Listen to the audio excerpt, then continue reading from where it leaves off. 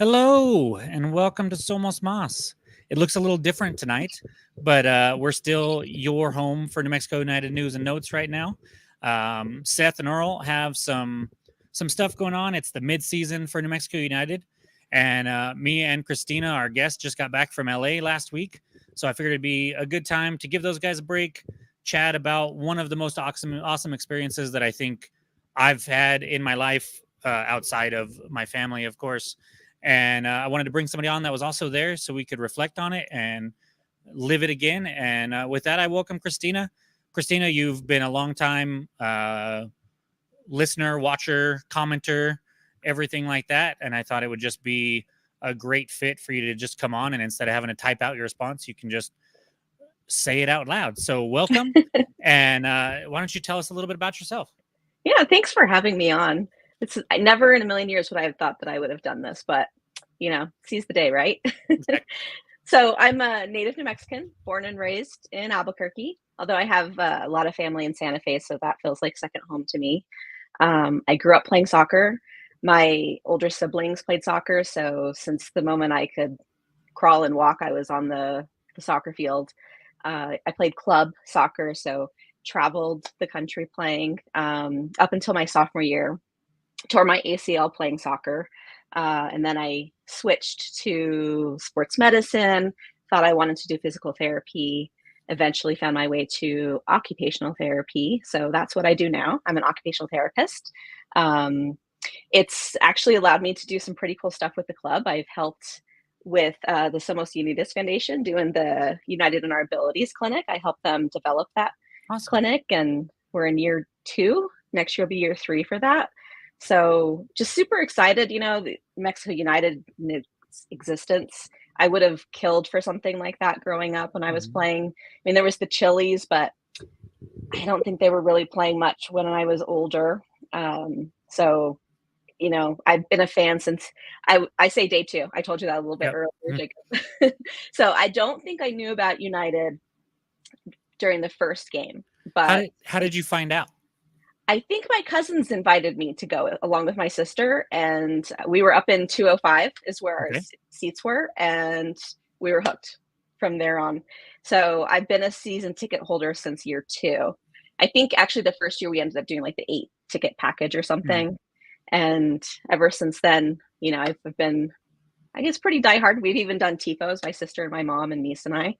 So we've done about 4 or 5 tifos for the club. You 3 minutes in, you brought up your mom. I've got to take a side note here. She's the sweetest lady I've ever met in my life.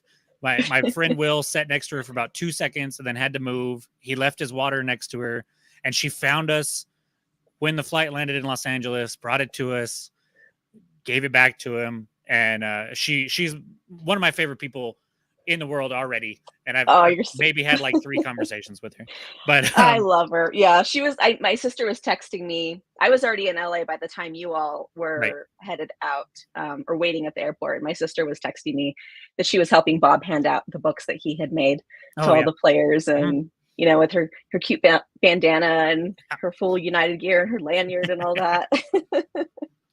So what exactly hooked you at that second match? Was it just the soccer and your ties to soccer, or what drew you in and just made it like an instant? Okay, I'm gonna follow this team probably till I die.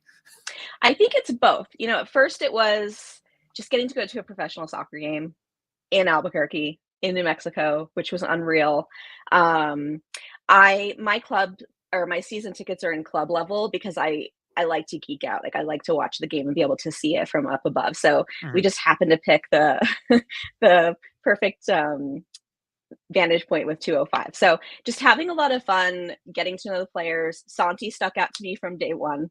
You know, double pennies, number 11, Mhm. loved him. But then from there, just the culture of the club, the way that they just really have lifted up our community. It's hard to not completely fall in love with them. The way that they reach out, they give to all of our community. The players just really buying in. We're the underdogs always, right? Mhm. And so just to see these really great guys, these really amazing professional soccer players representing New Mexico, it's hard to not love it. I couldn't agree more. As a native New Mexican that's lived kind of all over the state, and here, like, I love this state. It has its downfalls, but I think every state is that way. And so when I hear of people, local people saying how they hate it here and stuff like that, and then nobody knows where we are. I mean, half the people that we talked to in Los Angeles probably didn't even know we were a state. They definitely hadn't heard of the club very often, if at all. So to get something like this that has come in, and so I heard about them. I saw a poster, and at that time I was delivering bread up in Rio Rancho, and I saw a poster in a Smith's back room, and was like, "Huh, that sounds interesting." And one of the other guys was pretty into it, pretty into soccer. So I asked him, "Hey, what's this all about? Um, who's this Devin Sandoval guy?" And he told me all about it. And so we bought season tickets for that first year. And then we kind of talked about it, and most of the people listening kind of know how I helped create Somos Ninos News, and then just kind of snowballed from there. And I mean, I moved 2.5 hours away from Albuquerque and still try to make most of the home games. We started doing the podcast in year 2 and haven't really looked back. And same thing, the biggest thing for me is just what it's meant to the community as a whole. I'm a huge sports guy. I've watched and played just about everything, and I have diehard fandom in just about every league, which is probably going to kill me way sooner than it should, because I live like we had people that were sitting next to us at the game in LA that this was their first game. What? No way. Yeah, there was actually 2 couples like that. One we met on the flight, and then one we met while we were in town there. And the emotions that I was feeling through that whole match, they probably thought I was crazy, because I was like bent over with my hands on my knees, just staring intently. It was crazy. So, but yeah, that's awesome. I love that we kind of feel the same way about the club. I think most New Mexicans that know what the club is doing and aren't just trolling on the internet feel the same way and see the good that they're doing. Earl's been blowing up the chat, and I'm trying not to read it because it can be very distracting. Yeah, it's tricky. Yeah, it's tricky. Keep paying attention to you, but then Earl's distracting me. That's why I like when there's usually 3 of us, because I can just be like, all right, what's going on over here, while one of them is jabbering on. And same here. Typical Earl derailing already. Yep. I did not tell them to stay home. I said that they could if they wanted to, and they both said sure. But yeah, so you got on the second flight to LA, correct? Yeah. So, well, I got tickets for the charter. Oh, that's but, right. Yeah, I remember now. My niece, her boyfriend is a new convert. He totally is quickly becoming a diehard United fan, and so we happened to get a 5th ticket. Can you believe that? On the second chance flight. So I gave up my seat on the charter flight so that she could fly with her boyfriend and he can experience all of it, since I had been to the Minnesota match. So I got to experience a little bit, get a taste of that. My main concern was my mom getting to experience it. Yeah. And she did for sure. The charter flight was the excitement in the Sunport as we were waiting to load. I don't know if you've seen the picture of however many of us there were trying to get in that thing. That was something that was truly special. And we talked about a little bit about the fact that you're a day 2 supporter, but you were enough of a supporter after that second match that you were able to get on the Minnesota flight as well. Yeah. First and of that all, was congratulations, because that's insane. It was like winning the lottery. Yeah. I mean, and this one sold out in 45 seconds. That one I felt was like a minute and a half, but nonetheless, still crazy. Wild, right? to get on when who knows how many thousands of people are trying. I think they said with the Minnesota flight, it was 5 years ago, so I might be mistaken, but I feel like they said however many thousand people tried to buy it, and I think there was like 80 tickets. And so how was that experience compared to just the initial experience? Obviously you were, I think they said there was 28 people on that second flight that you were on that were United. Yeah. And actually I remember we didn't really see a lot of, you know, it wasn't a huge group of us Right. really. It was on a Southwest flight, so tons of other people flying. There was a couple, about 4 people that they were looking for that was gonna miss the flight, Oh no. and they were asking us, "Do you know that you guys are part of the same group? How do you not know these people?" But fortunately, there was a dad and a little, little kid, and so, like, right before they were gonna close the doors, they made it, and everybody cheered. So, it was kind of fun to just kick it off like that. Um, the going to Minnesota, the team didn't fly with us, I Right. don't think. So I that don't was believe different. So so. there's probably more of us on that chartered flight. Mhm. Um, but I was excited for my mom and my sister to get to go and experience. Well, actually, my sister went to the Minnesota one, but I was excited for my mom to get to go with my sister on the charter flight. So with the LA experience in general, did you guys get to go do anything other non-soccer related So I got in. Our Southwest flight got in at 11 or 11:30 in the morning. on Tuesday? So On Tuesday, right? on yeah. So I actually sent my luggage with my mom and sister and only took my backpack, and I got an Uber and went straight to Manhattan Beach, and, went and got the perfect seat overlooking the ocean and had oysters and cocktails. It was like pregame, you know, right off the bat. Yeah. What more could you So ask for? I got to experience that, while you all were still making your way over. Mhm. And then the morning of the match, we went and had breakfast. This really cool little place that we walked to from the hotel, that had been around. It's right around the corner from where the Lakers play, like this mom and pop sort of shop. So we went and ate there, and then we just kind of walked around downtown LA, scoped out. I think it was like the oldest bookstore in the world or something, which is like Huh, kind of like bookstore meets Meow Wolf in a way. really? Yeah, it was Yeah. kind of wild. You could You get guys lost in there. you guys found some cool stuff. We just went to the Yeah. Santa Monica Pier and did the touristy stuff.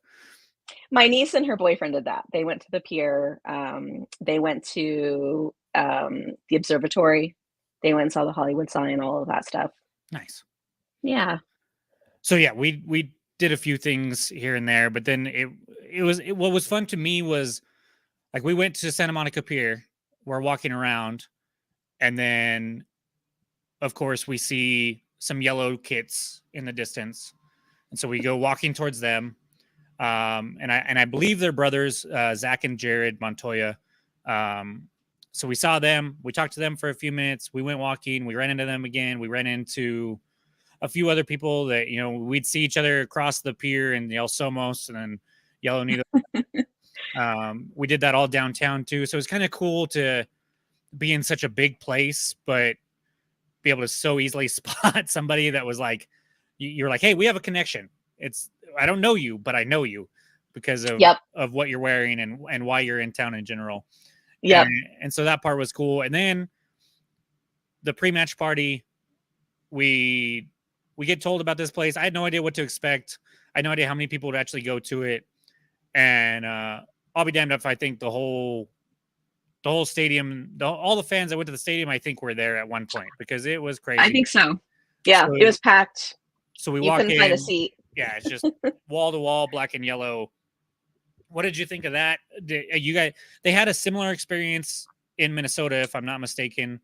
Yeah, Um, Minnesota, we all met at a bar that was just down the road from the stadium, and then so we walked from the bar to the stadium in Minnesota.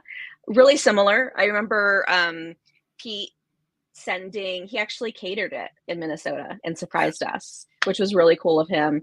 Michelob Ultra at the time was a sponsor, so it was, like, free Michelob Ultra. I'm kind of a beer snob, though, so Same. I really enjoyed this party in LA. Yeah. Really cool brew pub. The way that I liked the little card system where you could just get a little taste of whichever one you wanted Yeah. So for those that rather than weren't there, committing. it was a really interesting setup where it's like a pour your own. And so you walk in and you set up a tab, and then they give you what I can only explain as a hotel key card. Um, and then there was just a wall of taps. Above each tap was a little plaque that you tap your card on, which activates it. Then you pour your tap. It keeps track of how many ounces. They charged you by the ounce, and each beer kind of had a different price per ounce, somewhere as low as I think 60 cents.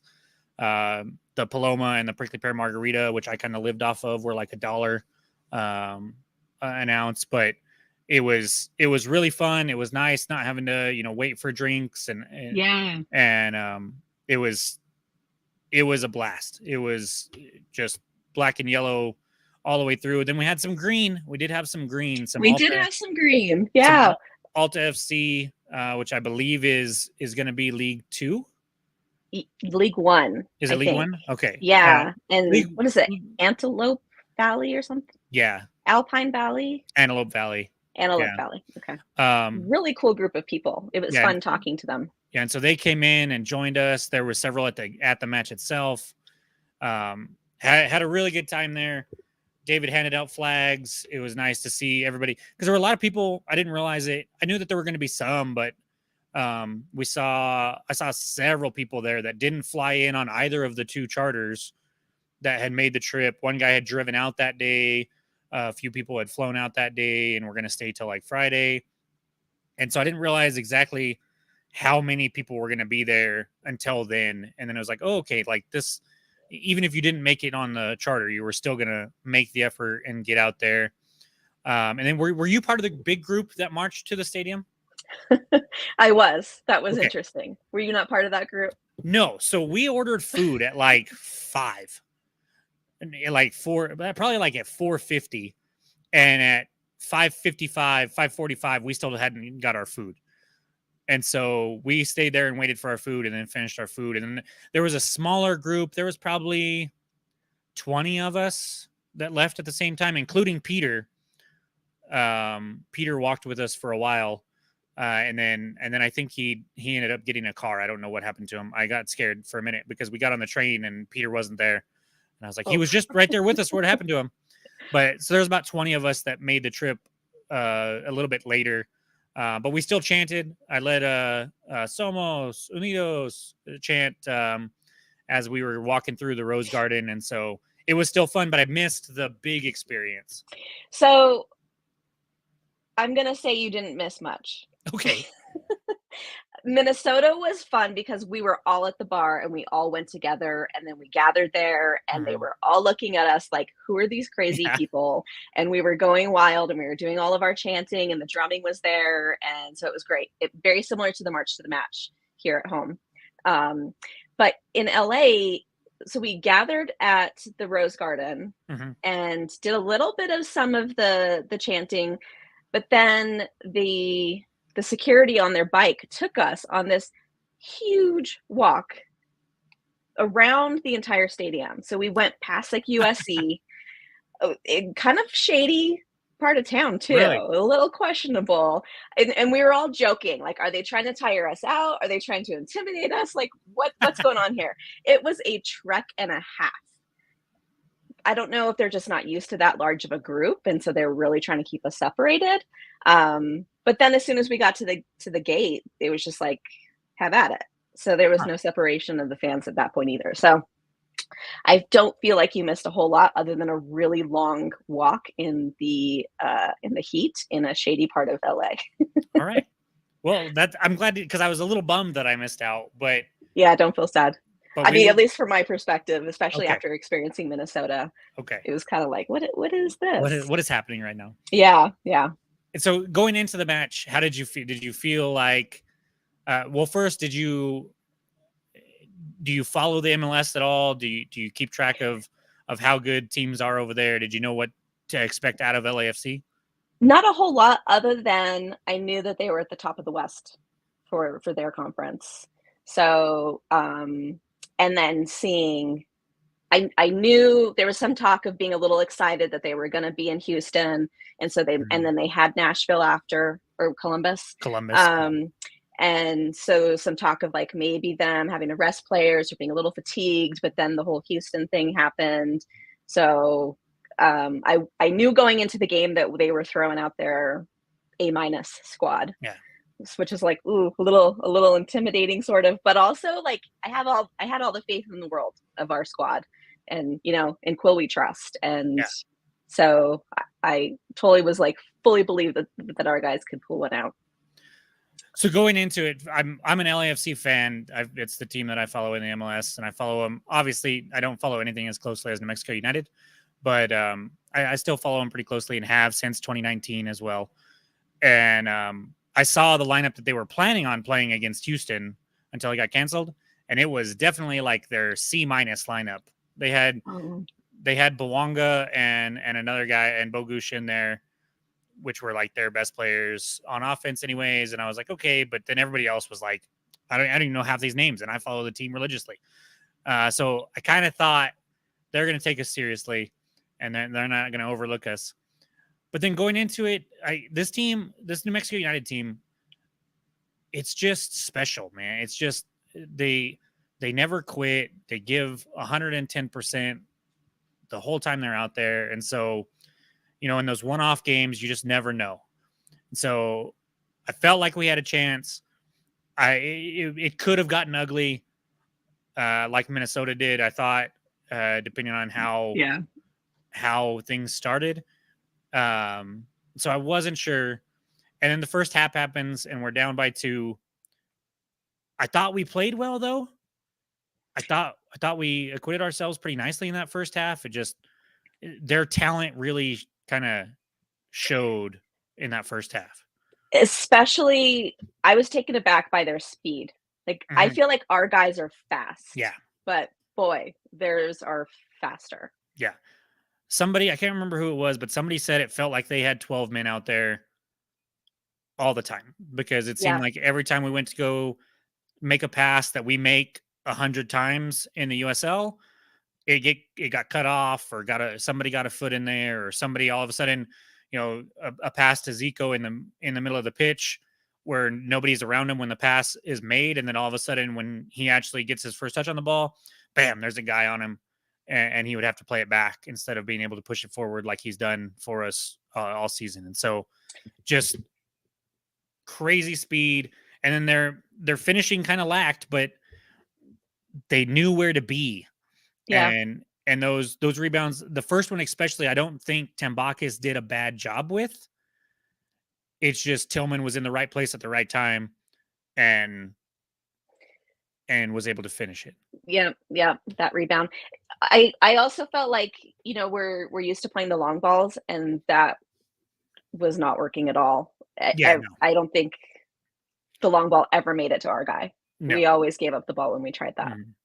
And if we did get a first touch to it, the second touch always ended up being them, because they just had that little bit more speed and a little bit more ability to keep possession of it once they got a touch to it, as opposed to ours. Our first touches were always often a little wild and not under control, and then they would get it and just turn and go. But all in all, I think, especially when you look at their lineup that they had played, the way we were able to handle it, and only being down 2, and to give up, and for those 2 to be those 2 rebounds, one of which, poor Talon, he was there. He's so close. Just couldn't quite get his feet right to clear the Martinez goal off the line. And so I thought we were in pretty good shape. And then the second half, I didn't know what to expect. I knew we weren't going to quit, because we haven't quit all season. I wasn't sure if LAFC would come out and try to put the hammer down right away, or if they were going to be a little more comfortable and content. And it turns out it was the latter, and we were able to fight back into it. Yeah. I feel like they played a lot better the second half, and which is kind of typical of this squad, right? Usually at halftime, Quill, I imagine, gives his speeches and really pumps them up and lays into them, maybe, fires them up, and then they come out, and I feel like there was a good stretch of time too where they were holding on to the ball a whole lot more that second half. Well, I think Quill has shown that he can make these tactical changes at halftime as well, that just put our guys in better positions. So it's not only about like firing them up and being like, hey, let's go, we can do this. But it's also like, hey, you're going to move to the channel instead of being out wide, and then you're going to move out wide, and that's going to do this, and then all of a sudden you're seeing people in slightly different spots, nothing too crazy, but it just seems to open things up and work out. And I thought the second half was one of our best halves of football of the season, I think. I mean, they came out, their passing was way better. It seemed like LAFC was more comfortable sitting back, but we were still able to, or LAFC still had a couple chances early there, and then we kind of settled in. And then once Hurst scored, all bets were off. Yeah. Yep. All bets were off. And I feel like just it we were loud the entire time. Like We were. the full 90. We were loud. But after Hurst scored, Oh, it was just crazy. Yeah, it was crazy. And I feel like you could sort of see that belief in them too. Like they were like, all right, we're in this. We got this. And I think it kind of stunned LAFC a little bit. Like Hurst scores, and then for like a solid 10-minute stretch after that, we controlled it still. And Bruce had a good chance. There was another like half chance there. And I was really, really thinking that we were gonna come back and at least tie it. I thought so too. And send it to extra. The problem is you have LAFC has players like Matty Bogusz who needed just a sliver of space to basically beat 3 New Mexico players, including Tambakis, and pretty much seal it up. I mean, we didn't give up. We definitely fought after that, but it was definitely kind of a gut punch to the fans. I think we still held our own. We still were loud.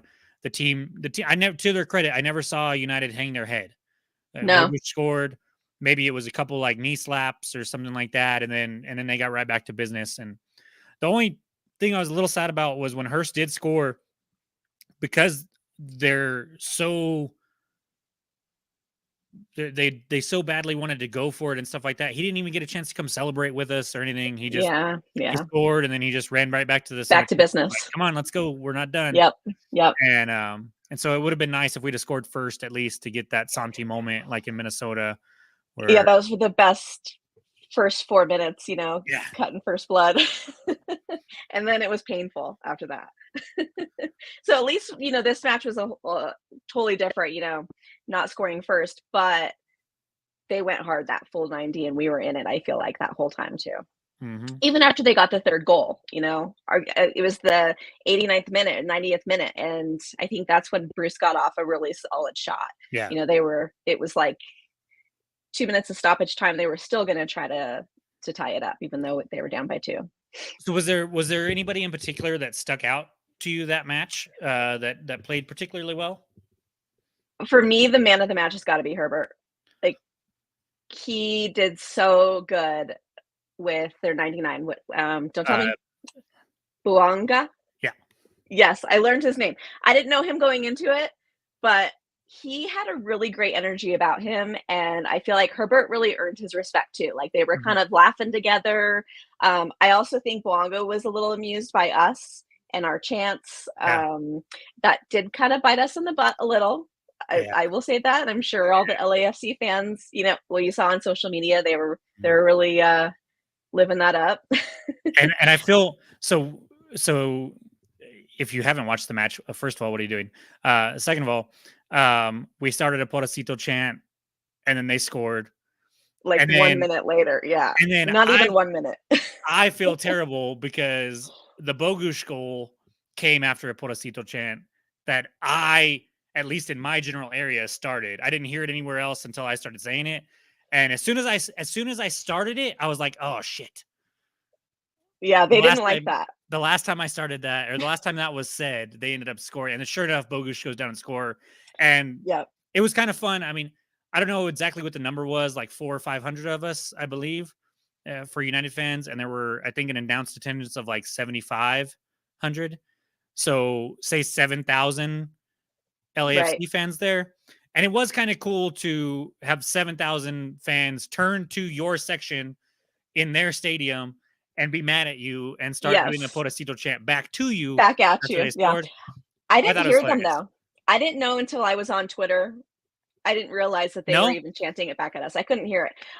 even their supporters group, I could see them and I mean, wow, Yeah, they're amazing, like I gold l standard supporters group. mhm. But I couldn't hear them because we were all so loud, Yeah, and which we is never shut wild. up. We didn't shut Yeah, up the whole time, and so, not a second. had So we been quiet for a few minutes, I think we would have heard him. I think I heard him a couple times. I definitely heard the Pobrecito chant from them after both goals. But I couldn't hear it at first. I could see them like pointing at us in like a okay. rhythm, and I was like, "What are they saying?" And then I had to really listen hard, and was like, "Oh, all right, touche, touche." But You I got me. think I think they're gonna pick up on that. I think, I think we some of did them it will. in Yeah. Minnesota, but it Mhm. wasn't really a Spanish speaking community. Community. Yeah. So it didn't hit the same that it did with the LAFC fans. Mhm. And I would not be surprised if they adopted that. I wouldn't be surprised either. A couple comments over here in the chat. We've had a few come in after we started talking about the game. Our buddy Josh, very strong second half for sure. Bogusz, who scored that third goal, is unstoppable sometimes, which he really is. I think after scoring that, he had 9 goals in like 8 matches for them. Yeah. And so he was fantastic. He also says it easily could have been 2-3 or 3-3 in the 90. So yeah, for sure. It's funny that you didn't know who Bouanga is, because he's probably the best player in MLS, not named Lionel Messi. It Right. there's a group of names up there, but yeah, he is fantastic. And Herbert, as you and my buddy Christo said, Herbert was incredible. Oh no, wait, wrong one. Yeah, Herbert was incredible. Yeah. I was having a blast in that first half watching Nanan Hosu. Yes. Hasu is Um, another one that I would say was outstanding. and I would venture to say that he's probably not long for the USL. I wouldn't be Right. surprised if he moves on after this year or something like that, because he has the size. The problem that we've had in the past is we get young players that come in and they're really good, like Portillo. Portillo is like top notch level. He just doesn't have the size. Brucey is another option, another Right. example of that. Whereas if Brucey was 6 inches taller, he probably would be in the MLS or higher by now. Um, but Nanan has like he's like 6'3". He's strong. He's fast. He reads the game so well. Mhm. I mean, he made several tackles that I was just like, oh my gosh, that was insane. Yeah, And yeah, and them pairing up together, I yes, feel like they did a great job really shutting they did. down Bouanga. They did. And I think that obviously shout out to Herbert and Hosu for completing the game plan and actually taking care of it. But Quill knew what he was doing when he was putting that lineup together, and you could see it just working incredibly. Um, I but heard, on the socials too, some of the LAFC fans talking about Quill, Hasu, Herbert, all 3 of them, yeah, like you said, not being long for with mhm, yeah, USL.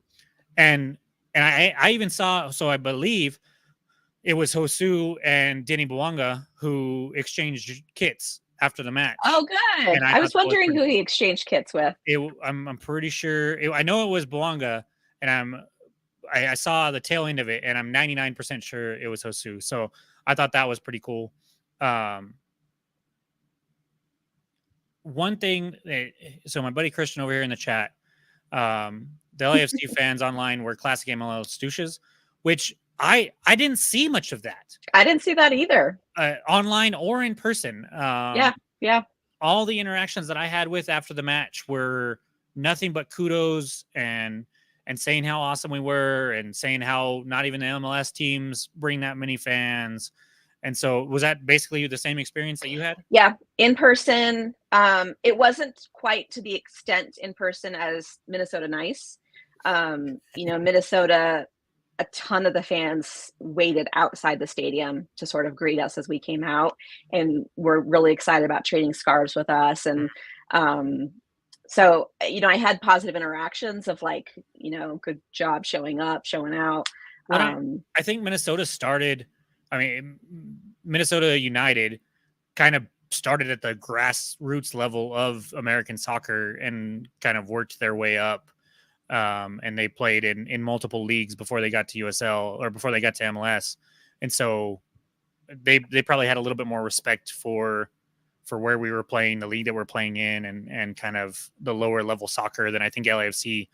I would say snobs, just because I mean they were gifted this amazing Right. Yeah. quality Boom. organization from nothing. Amazing stadium. Yeah, Right. Just yeah. but yeah, I And didn't. having amazing players, Yeah, and yeah, they're spending the spoiled. money. And, Yeah. exactly. Yeah. But they were still really nice, they were really, and online too. I mean, I feel like that's mostly what I saw, was just being really complimentary of how many of us showed up, how loud we were, poking fun at the Pobrecito stuff, but in good faith, in good fun.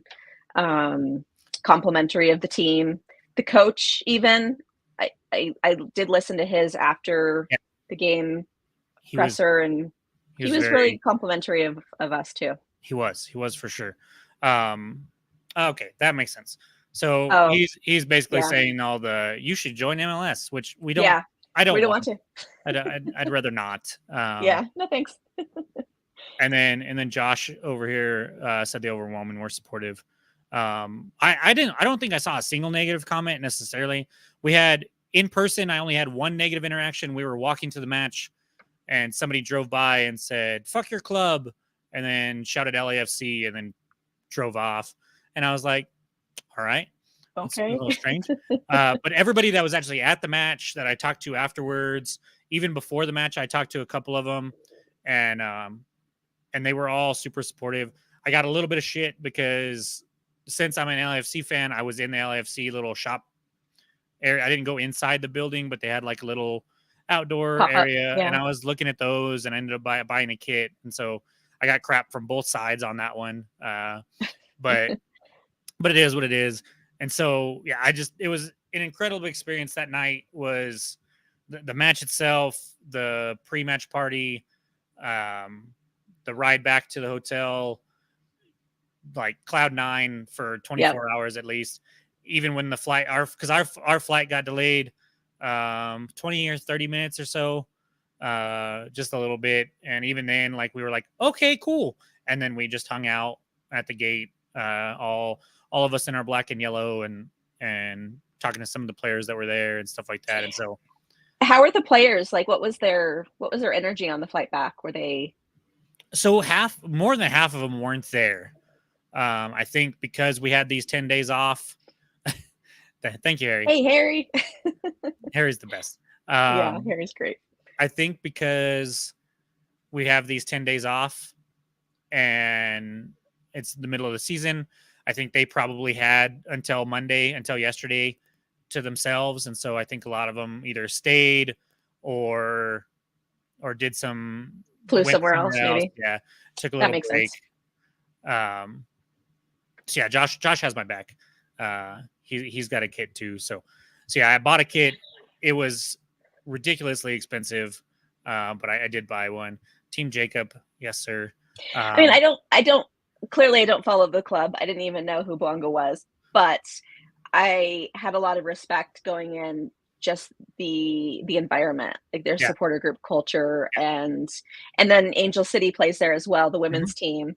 And so it's like a bucket list thing, that Yeah, was definitely a stadium that I wanted to experience a match, and it would be really cool to experience it at full capacity. yeah, yeah. I told my wife, I was like, I fully plan on going and actually watching an LAFC match that I can root for LAFC, because it did feel weird being in there, and it being like you said, kind of a bucket list place for me to go and watch a match and see the 32-52 across from us and doing their little bounce Yeah. back and forth and everything like that. And I was like, this is awesome. I'm rooting for the other team, which I wouldn't change for anything, but I can't wait to come back and actually root for LAFC in that stadium. And so, yeah, it was a great, the venue's nice. It's an incredible little stadium. I say little, but and it's No, I think between their stadium and Minnesota's, I kind of think I like Minnesota's more. well, so Allianz, is it Allianz Field? Uh-huh. I know at the time in 2019, I think that was like the first year that thing had been open, That is and correct. You're right. Yeah. so I had heard all about it and how nice and state of the art it was and everything like that. And so you're probably right there. Um, and that is a stadium that I would love to get up to as well. Yeah, tons of fun. They do their own. They sing, Wonderwall at the end, which is a Yeah. little painful to hear. But it's fun to see their supporters group with all of the scarves. And there's Mhm. so many different supporter groups in Yeah. Minnesota. So to see all of their different scarves and there's different groups within that huge area was really neat. But I really like the Falcon flight Yeah. with LAFC too. Yeah. So And when we, I guess the Falcon doesn't fly that much typically. yeah, no, he was a little riled up for some reason, I think. He was actually the Falcon was outside the stadium when we walked in because we took a different route since we didn't walk with you guys, and we took a more direct route, and he was just out there on the guy's arm. I didn't even see it at first because the guy's head was kind of in the way, and then I got right next to the bird, and the bird kind of opened up its wings. A little scared me a little bit. I'm not gonna lie, but yeah, that was really cool to see. It's something that I remember Will Ferrell being the one that released him, and I think it was their first match. And so yeah, just a ton of things that I was like, oh my gosh, I'm here in person. That's crazy. Yeah. Uh, Yeah. and then, but I think you asked a question that we got sidetracked on. The players on the flight back, Oh, yeah. most of them that were on the flight when they walked up, they seemed to be in fairly good spirits. I think they know that they worked their ass off and gave them a run for their money and earned their respect, like we've talked about. And so I Mhm. don't think they were too upset by the fact that we didn't advance. I think they would have obviously loved to. They were bummed in the moment, but they seemed to shake it off. I think they were all looking forward to a little bit of a break The break. Yeah. and to get ready for the second half of the season. So, any other things that stuck out to you with the LA trip, either at the match, after the match, before the match, anything at all? I think just overall it's just that's the beauty of the Open Cup, right? It's just allowing these smaller clubs to showcase what their squads can do, and New Mexico got to do that, and now we've earned, I think, the respect of um, a, a a club that and fans who are at the top of near the top of their conference in MLS. I do agree though with with Moo Def. Yes, thank you. I yes, No interest in. I did see that you guys. They should be an MLS team. No, I'm good. no, I But it was really really great. I'm gonna be in Seattle over Labor Day. I'm going to see Dave Matthews Band play at the Gorge, and so I was like really extra hoping that they were gonna make it because it would have been like that same yeah. week. But there's always next year. Yeah, of course. And I mean, you talk about the beauty of the Open Cup. To me, other than having the stadium, I kind of felt like we were in the same situation as LAFC when Lubbock came to town.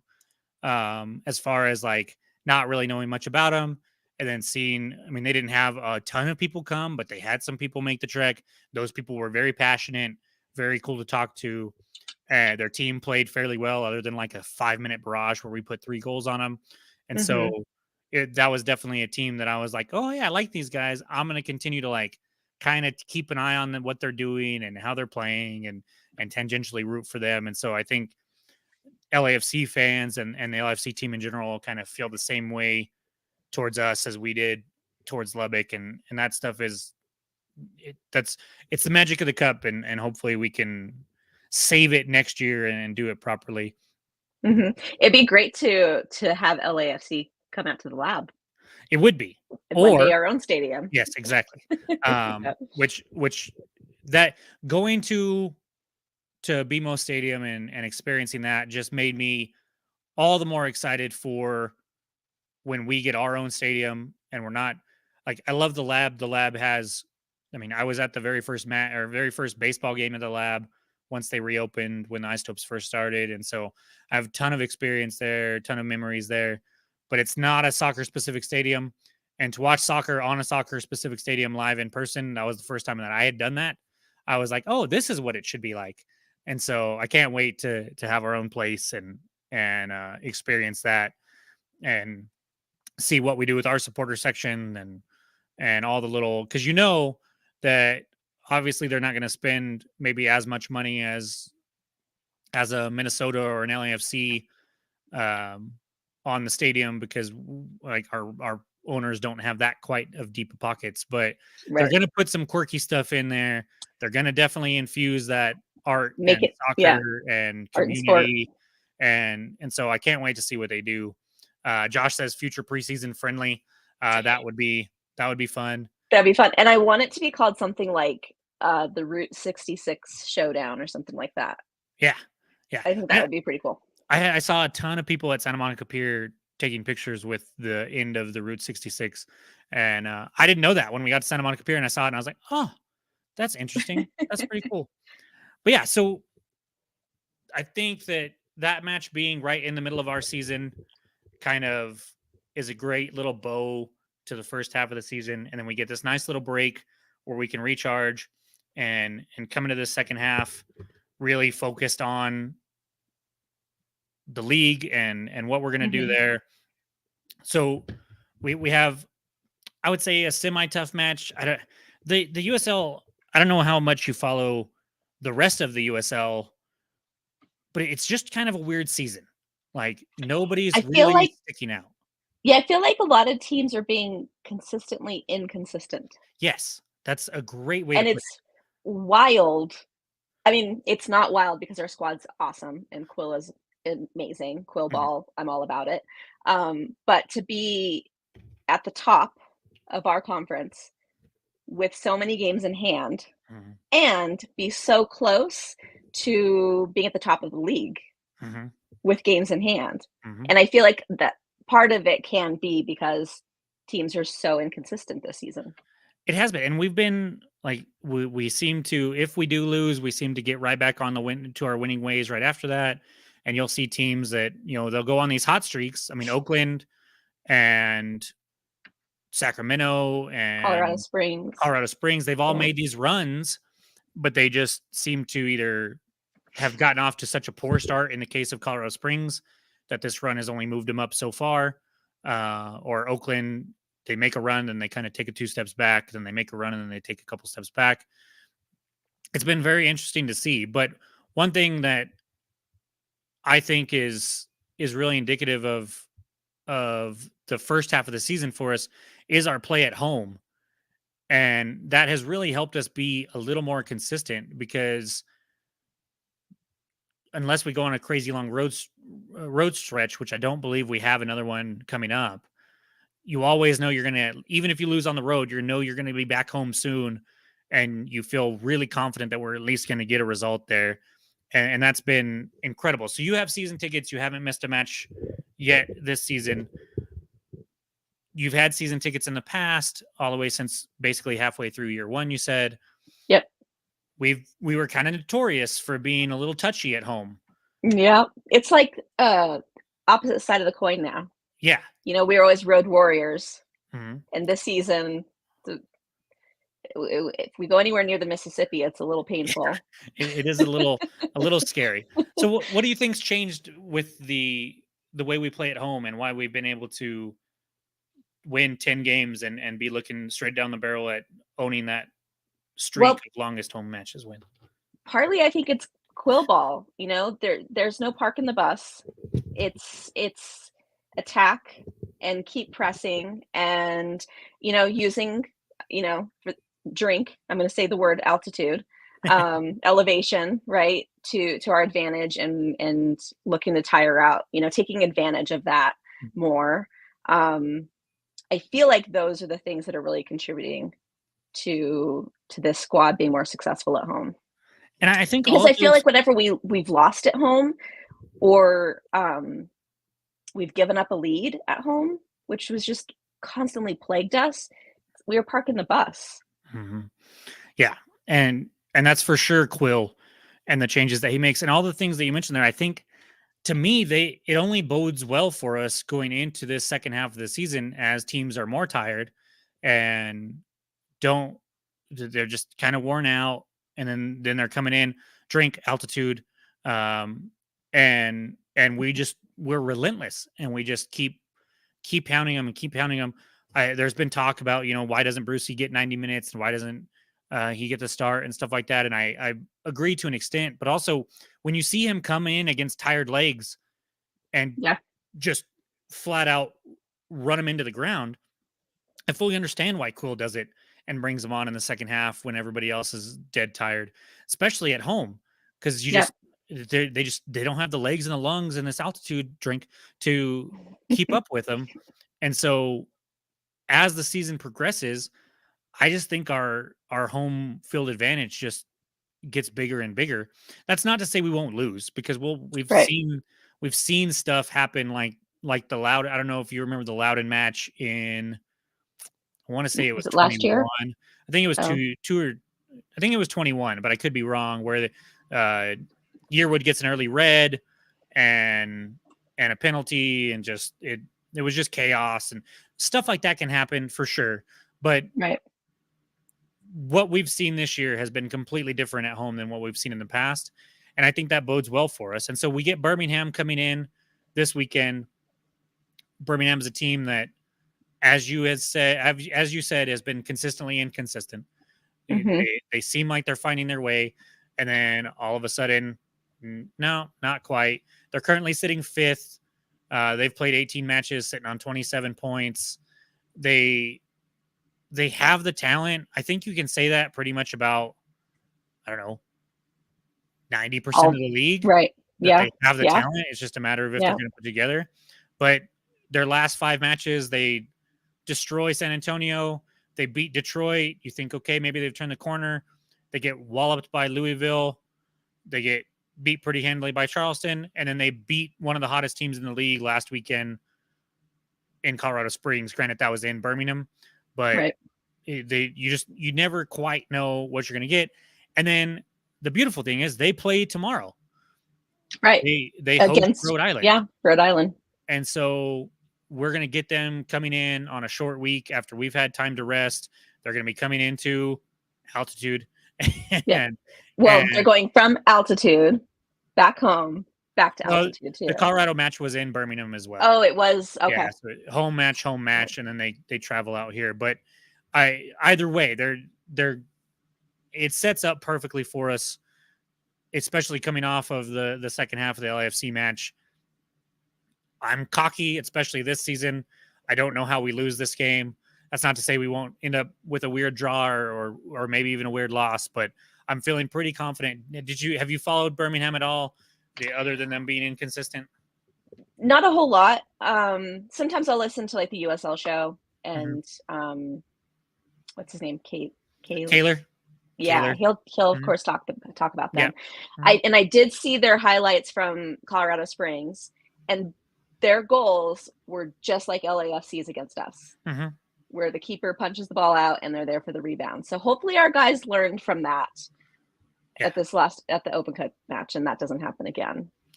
Yeah, and so, and we've played them twice and lost both times, right? I don't think we've beat them yet. I believe you are correct. I'd have to double check, and I'm not going to do that because I feel like last time it was Nico and Preston that scored against us, and it was a little painful. That could be. Yeah. I hate when former players score against us.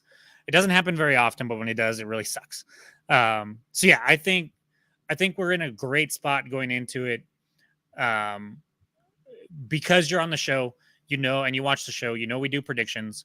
I'm going to get a prediction from you real quick, and then we'll kind of dive into the rest of the second half of the season and talk about it. So what do you think happens on Saturday when Birmingham comes to town?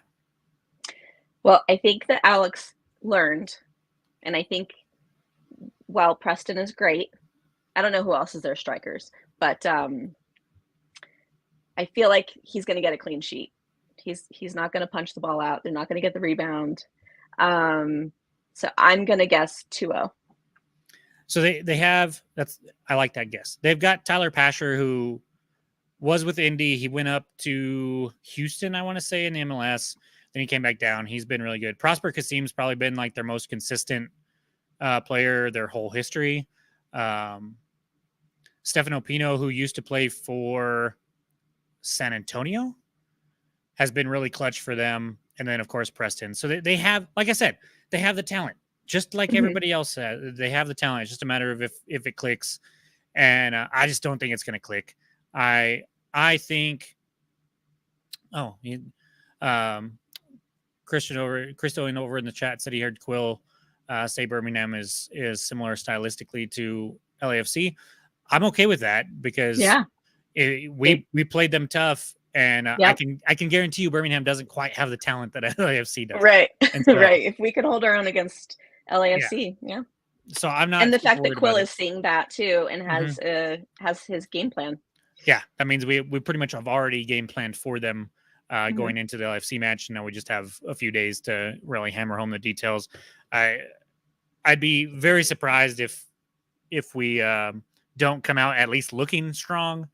I'd be surprised if we come out maybe the first 10 minutes we might look a little flat after having the time off, but Quill won't let them stay flat for long, I don't think. And so, I think 2-0 is a good shout. We finally got that 2-goal win, which we haven't talked about it on the pod, but we did beat Orange County now 2 weeks ago, basically 2-0 at the Lab, and probably what was our most dominant performance of the season. And I expect to build off of that here. And I'm going to say we even one up that and we go 3-0.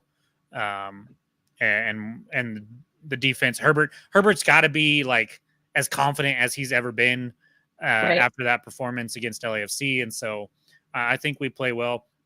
There's a few things. So obviously we talked about Herbert and Hosu as far as the LFC match, but with a ton of new faces and somebody that's followed the club since year one, who stuck out to you this year? Either newcomers or even somebody that we basically just have newcomers, if we're being honest, other than a few that were brought in late last season. And then obviously like Bruce, and Tim Bacchus, and there's probably some others that I'm missing, but, who have you been most impressed with that's come in lately? I feel like you had asked me before we came on what my favorite game so far has been, and I was thinking about it, and I feel like our first home match, that retro night, was my favorite, just because I didn't know any of them yet, and it felt really similar to my very first match with United. Brucey's the last man standing from the OG 2019 squad. The ones that jumped out at me from the get-go were Nicoletto and Harris. But I'm really loving Hosu. Muhammad has been amazing. Maples has been amazing. And I think I remember talking to Pete I think when I was down to deliver the game ball or something, and he talked about Maples being. That was a very, very, very well done humble brag where you just snuck in that you delivered a game ball and talked to Pete while you were doing it. That was like A-tier level podcasting right there. And did you see the picture of me standing at the game ball talking to Pete? Have you by chance seen that? I'm sure I probably have. I'm not sure if I knew it was you. It's hilarious because it was really cold that game, like so cold. And so I was standing kind of like this, freezing, and Pete's a lot taller than me. So I'm like looking up at him, but I look like I'm looking at him like I'm so smitten. It was hilarious. I died laughing when they sent me that picture. Yeah, I'll have to see that for sure. But Pete, I think he had mentioned about Maples being maybe not a walk-on, but was invited to try out. And it's just wild to see just how amazing he's been for our squad and how it started for him. Well, I think him and Herbert both had to show something early on, because when it was late in the preseason and I knew that I had been to media day and the Black. I think at that point I had just been to media day, and I saw him and Herbert practicing and being part of the team and playing that center back role, and I knew that they had to probably be close to signing with the team because we had Seymour and we had Ryden, and that was it as far as center backs. And to go from having those two guys be trialists that just kind of came in and hoped to make the team to having played the overwhelming majority of center back minutes, gone up against an LAFC side, been basically the two linchpins back there all season with Ryden's injury, Mm-hmm. has been wildly impressive. And I think it gets overlooked because we brought in so much attacking talent as well. Like Right. you mentioned, Micheletto and Harris have just jumped off the page as far as, you know, their playmaking and Harris's speed on that left side. It's just that's really jumped off the page. But we wouldn't be where we are without having some center backs that could play and take over for people like Seymour. Just I don't know, he just didn't have it there after Ryden got injured, and Herbert was Mm-hmm. able to step in. Ryden goes down. Maples is like, okay, I got this. Don't worry. And I for one have taken it for granted. I think just a little bit because of all the other like flashier talent that we've brought in, whether it's Micheletto and Harris or Akale, who if the ball is at Akale's feet, very few people can stay in front of him. It's Yeah. insane to watch. Yeah. He's And fun. so He's fun to watch. you see stuff like that, and I was talking with some people at the hotel on Tuesday night, and for such a huge overturn of the roster, we really only have one miss as far as new players, and that's been Abu Denladi, who Right. is I think mostly injury related. Mm-hmm. And so to have that kind of success rate with these guys that are relatively unproven. I mean, Hosu came over from Loudon, but everybody else came from, you know, a lower level of soccer, whether it's MLS Next or League One or something like that, and they've just looked incredible. And Mm-hmm. so that has been super exciting and a huge reason why we're sitting on top of the West with, like you said, I think with Oakland we have 4 matches in hand. With Sacramento, we have 2 matches in hand. Yep. And we're only a handful of points behind Louisville. Yeah, I think we're 2, and we have they've 2 got a matches couple in hand. Yeah. We have a couple in hand against them too. I mean, I had the standings pulled up and then I was clicking around here. Come on. Yeah, 2 games in hand.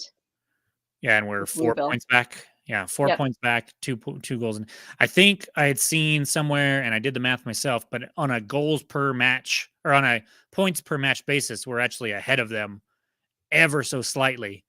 And so, yeah, I mean, we have potential. I put it in New Mexico United Nation the other day. Like there's a ton of potential for us to just end up running away with the West. And then it's going to be very interesting to see what happens with the actual, you know, who gets home field advantage throughout the playoffs against the top team in the East. But you know, we've played half our matches. We still have a few matches to go against Eastern Conference opponents. I think the toughest of which are probably going to Indy, going to Detroit, Yeah. and then hosting Louisville. Mhm. Which the Louisville and the Indy games are back to back starting next month. Are there any other matches that you're super looking forward to, nervous about, anything like that? The Indy and Detroit were the 2 that I was feeling like a little nervous just because of how our guys have played on the road. So hopefully they, you know, get that figured out. I'm trying to think if they've done better as of late going East Coast. Well, so we have the 2 like massive duds, right? We have the Tampa Bay route where we lost 3-0, and we have the Charleston route where we lost 4-0. In between those matches, we did go to North Carolina and beat them. We went to in the Open Cup, we went to a lower team, but NYCFC 2 and handled them on the East Coast. We didn't beat Memphis, but we didn't look bad against Memphis, I don't think. And then, of course, San Antonio, which obviously isn't east of the Mississippi, but it was still on the road. And we somehow come back and win that match. And so our road record, while not like jumping off the page as amazing, I think there's 2 really bad games, and then we've played fairly well. Even the Monterey Bay match, it was on the road. Probably should have been a 2-1 win if we had figured out how to convert a penalty at that point. And then we beat Lights on the road, and Lights, that was right around the time they were starting to figure things out. We beat Phoenix on the road. The Rhode Island match wasn't terrible. And so it hasn't been great as in like Road Warrior status, but I don't think we've been as bad as some people may think. And I know, what game was that? I was watching, was it San Antonio? I think it was San Antonio, where they were just like saying we were terrible, like we're just like atrocious on the road, which we have been. We were in 2 matches, and all the other matches have been competitive. Right. Yeah. Yeah. With the exception of those 2 outliers that really did a doozy on our goal differential for a while there. For sure. But it was really fun being at the top of the West with negative goal differentials too. Yeah, that was interesting. I mean, we have a positive one. It's still not great though. It's still just +3, but we're in the positive now. Yeah. I think I'm excited about playing in Detroit. Just their supporters are crazy, wild, but it creates a really cool atmosphere. I think it shows up great on TV too. I can't recall if their announcers are extra homerish. They're not bad. If it's the same ones as last year, I don't think they're that bad. Nothing is worse than me than Sacramento. Sacramento, yeah. I was gonna say, so I'm okay with it. And then of course I can just mute it and listen to Andy and Adam over on 101.7 Team. And yep, I do that too. If I need to, I try to give the announcers a chance. And then if it gets too bad, then I'm just like, all right, you guys are. You're nicer than me. I don't even try. I just go straight to Andy and Adam. Yeah. I think I give them a chance just so if they're bad, I can talk shit. Honestly, that's pretty much it. Commiserate with everybody. Yeah, exactly. And so, I agree with Justin though. I'll take being solid at home over being road warriors for sure. 100%. And I think the road warrior mantra really started in 2020 when we had to play on the road. Yeah. But yeah, for the first 5 seasons, it was like, okay, why can't we win at home? What is the problem here? And so to have seen that flip switched and to be this good and feel like we're invincible at home now, really fantastic. The rest of the matches, like those were the two or three that you mentioned that I was also looking forward to. El Paso's always a good one, right? That and the fact that the club's getting a bus together. I even saw on Twitter, what's his name? Phil.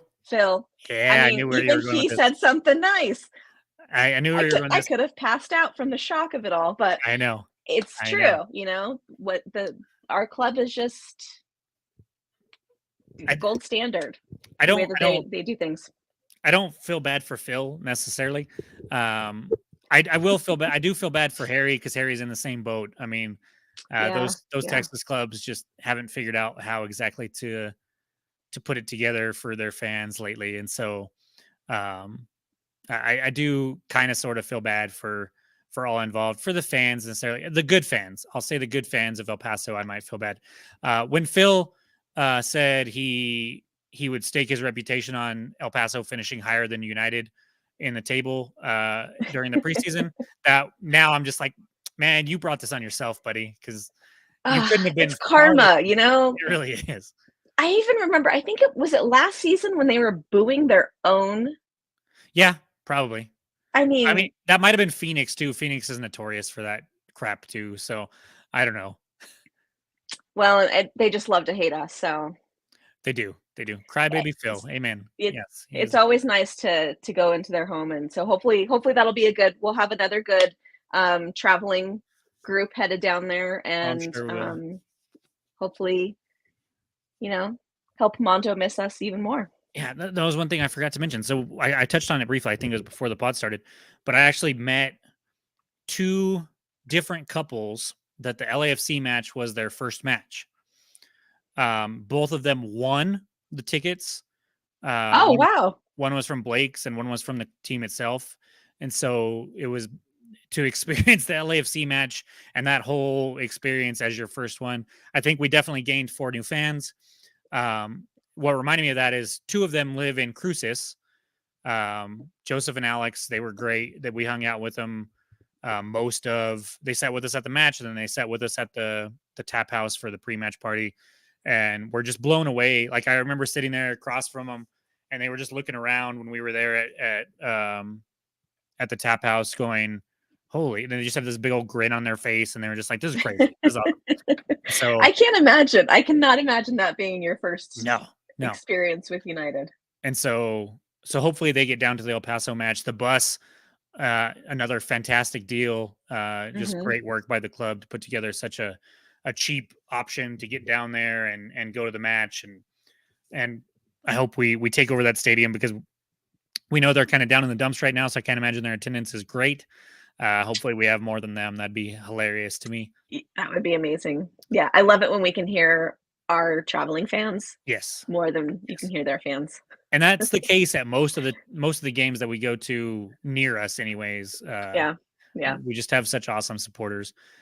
I don't think there's another game in the second half that really sticks out to me. We do have 2 against Sacramento in an 11-day stretch that could go That'll be interesting. Yeah. a little ways towards deciding what happens. I hate playing at Sacramento. Their pitch is the worst. It is.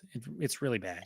It's either a mudslide or just divots and holes, and just our guys can't stay on their feet, and it feels like the 12th player.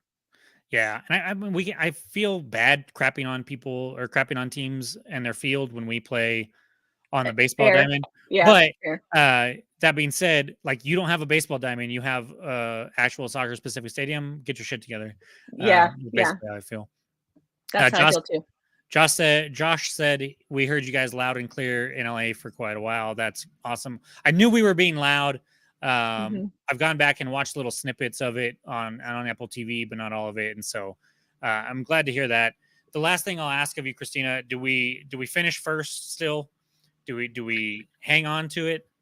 I am cautiously optimistic. I think so. John Morrissey had said it in either a power ranking or maybe the Open Cup thing, the Open Cup recap, about how our squad is full of fight and short on quit, something to that effect, and which is so true. So I feel like they'll grind it out, and the fact that our bench, you just never know who Quill's going to play, and I feel completely comfortable with that. I can't think of any players where he'll put them on and I'll be like, oh, like I was the last few seasons. There's nobody on the list that does that. Well, okay, I take that back. I've said it on the pod before, so I'm not breaking news. I'm not the biggest Gloucester fan. I was, the first match, I was very similar to you. I felt like he was sort of walking, not really. He wasn't like doing the Brucey kind of like putting it all out there, but he's won me over. He has come a long way. He's still probably at the bottom of the list, but that's more because of everybody else and less because of him now. It's just he kind of started behind the 8 ball as far as my power rankings of players, which could be a fun episode. Also could burn some bridges, so we're probably not going to do that. But he has been coming along nicely, and so he's not on my shit list anymore. Dunloddy, I don't know. Yeah, we just haven't. I was excited him. For him. Like I was pretty pumped. It's a bummer that he got injured so early on, and now just non-existent. Yeah. And so when he comes on, I don't go, oh man. I'm like, okay, let's see what he can do.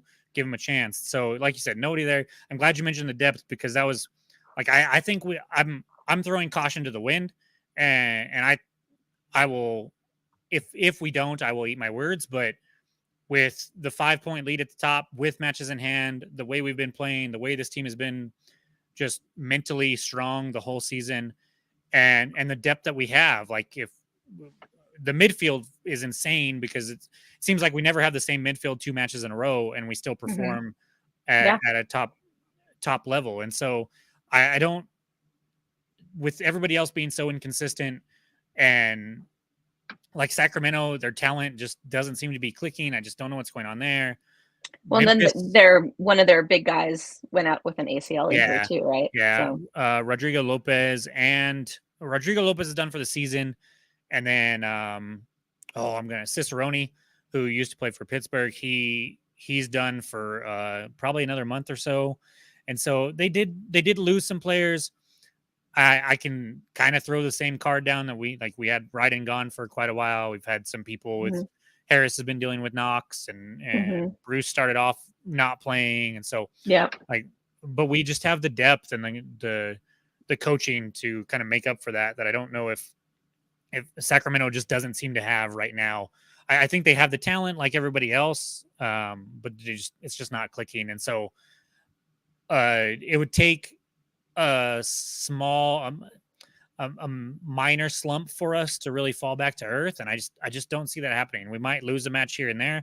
I don't see a multiple game skid happening, especially when you look at the schedule and how heavy it is for us at home. Honestly, I think we've played more away matches than we've played home matches so far, Mhm. and so especially with the Eastern Conference teams that we have left, other than Indy and Detroit having to come here, I think it just sets up really well for us. And I think we finished on top of the West. The real question, I think, is going to be if we end up finishing on top of the league as a whole, or if Lou City or Charleston can still hang on to that like they currently are. And so it's been a fantastic year.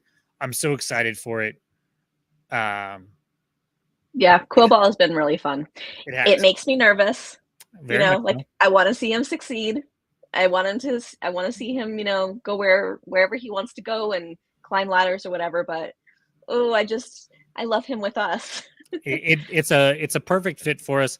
And the same way I'm like, okay, well, if Troy came and had some success, but nothing like this so far, and now he's had 2 coaching jobs in MLS, like Quill for sure is going to at least get looks. And Oh, yeah. so I hope Peter does whatever Peter can to keep him. And then if it's Quill's desire to move on, then obviously I'm good with letting him go. But he's just been such a great fit for us here, and I love his personality. He's drastically different. Like from a media perspective, he's drastically different than Troy and Zach were.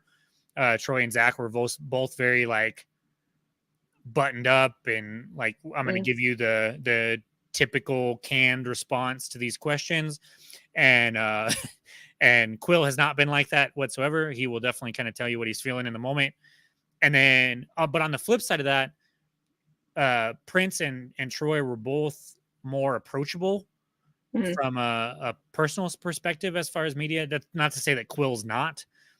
He's just a more like kind of hard nosed, kind of, I don't know really how to explain it. Just He's uh, he's business. yeah, and so and I think that's part of the reason why we've had more success in the last year and a half with him. And so I can't wait to see what the second half does. I unfortunately won't be at the Birmingham match. Seth will though, so you might see him there. Although he's usually a hermit up in the box. But yeah, I can't wait for the second half of the season start. Can't wait for these home matches against some of these big name clubs like Lou City, and we still got Phoenix at home, and Yep. I'm looking forward to that. And so I'm gonna miss that match. I won't be able to go to that one. I'm a little the bummed. Phoenix one. Yeah, I'm gonna go see Imagine Dragons. Oh, okay. You're just going all over the place for these concerts, huh? Yeah. No, they're gonna be here in town. Oh, are they?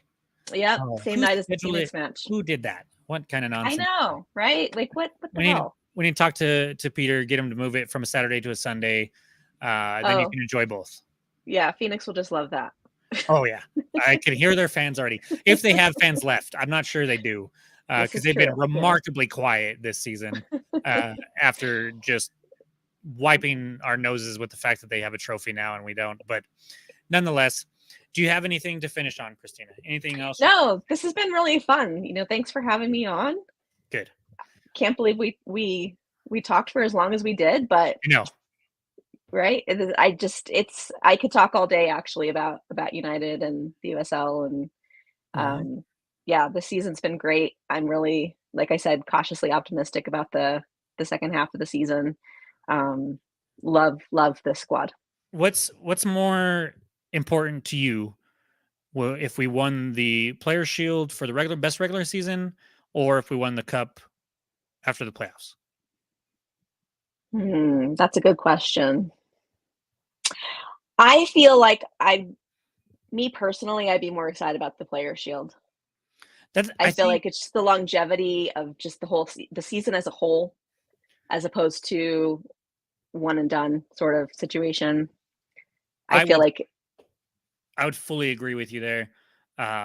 We've seen multiple mediocre teams win the Cup. Phoenix last year, uh, RSL or Real Monarchs in 2019.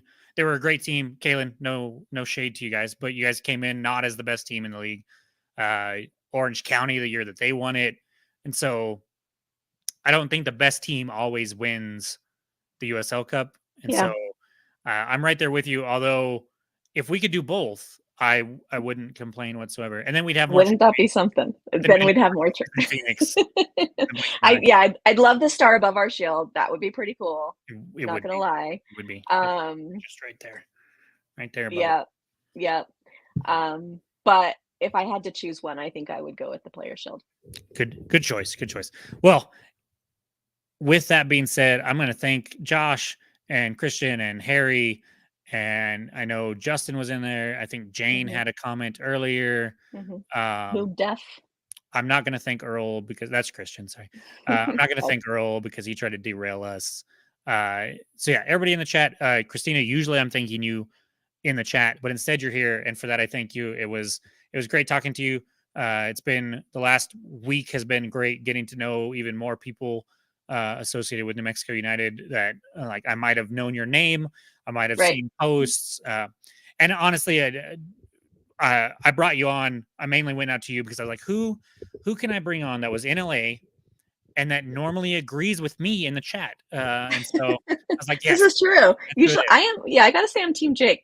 Yeah. Yes, yes. And see, I was like, "No, she's the one." So, thank you again for jumping on. I know you were a little nervous, little not Little sure camera shy. Yeah.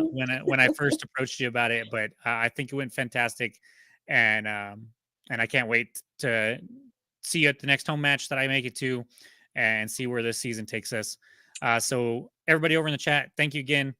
I believe Seth and Earl should be back next week for your normal scheduled nonsense after the Birmingham match, and we'll dig in for the second half of the season.